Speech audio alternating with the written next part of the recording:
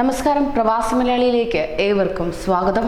പ്രവാസി വ്യവസായിയെ JCB കൊണ്ട് അടിച്ചുകൊന്നുവെന്ന വാർത്തയാണ് ഇപ്പോൾ പുറത്തേക്ക് വരുന്നത്. സംഭവം നടന്നിരിക്കുന്നത് തിരുവനന്തപുരത്താണ്. തന്നെ സ്വന്തം ഭൂമിയിൽ നിന്ന് മണ്ണെടുക്കുന്നത് തടഞ്ഞതിനെ തുടർന്നാണ് സ്ഥലമുടമയെ JCB കൊണ്ട് അടിച്ചുകൊന്നത്. തിരുവനന്തപുരം കാട്ടാക്കടയ്ക്കടുത്ത കാഞ്ഞിരമൂട് ഇന്ന് പുലർച്ചെയാണ് സംഭവം നടന്നത്. അമ്പലത്തിൻകാല സ്വദേശി സംഗീതാണ് മരിച്ചിരിക്കുന്നത്. സംഗീതിന്റെ പുരയിടത്തിൽ നിന്നും രാത്രിയോടെയാണ് ചാരുപാറ സ്വദേശി സജുവിന്റെ നേതൃത്വത്തിലുള്ള സംഘം മണ്ണ് കടത്താൻ ശ്രമിച്ചത്. JCBയുമായി എത്തിയ സംഘം മണ്ണ് കൊണ്ടുപോകുന്നത് സംഗീത് തടഞ്ഞതിനെ ചൊല്ലിയുള്ള തർക്കത്തിനൊടുവിലാണ് JCBയുടെ കൈകൊണ്ട് സംഗീതിനെ അടിച്ചു വീഴ്ത്തിയത്. പ്രവാസിയായിരുന്ന സംഗീത് ഇപ്പോൾ നാട്ടിൽ ചിക്കൻ സ്റ്റാളുകളും മറ്റും നടത്തിയാണ് ജീവിക്കുന്നത്. വീടിനോട് ചേർന്നുള്ള വിശാലമായ പുരയിടത്തിൽ നിന്നും മണ്ണെടുക്കാൻ വനം വകുപ്പിന് സംഗീത് അനുമതി നൽകിയിരുന്നു. ഇന്ന് പുലർച്ചെയോടെ സ്ഥലത്തെത്തിയ സംഗീത് മറ്റൊരു സംഘം മണ്ണുമാന്തി യന്ത്രം ഉപയോഗിച്ച് മണ്ണ് കടത്തുന്നതാണ് കണ്ടത്.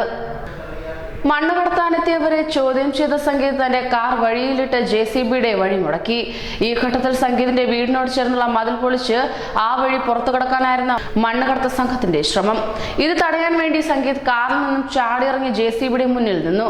അപ്പോൾ JCBയുടെ മണ്ണ് മാന്തുന്ന ഭാഗം കൊണ്ട് സംഗീതിനെ അടിച്ച് നിലത്തിട്ടു എന്നാണ് ലഭ്യമാകുന്ന വിവരം. പ്രദേശത്തു നിന്നും സ്ഥിരമായി മണ്ണ് കടത്തുന്നയാളാണ് ചാരുപാറ സ്വദേശി സജു എന്നും സംഭവശേഷം രക്ഷപ്പെട്ട ഇയാൾ ഒളിവിലാണെന്നും പോലീസ് അറിയിക്കുകയുണ്ടായി. JCBയുടെ അടിയേറ്റ് വീണ സംഗീതിനെ നാട്ടുകാർ ചേർന്ന് ആശുപത്രിയിൽ എത്തിച്ചിരുന്നുവെങ്കിലും ജീവൻ രക്ഷിക്കാനായില്ല.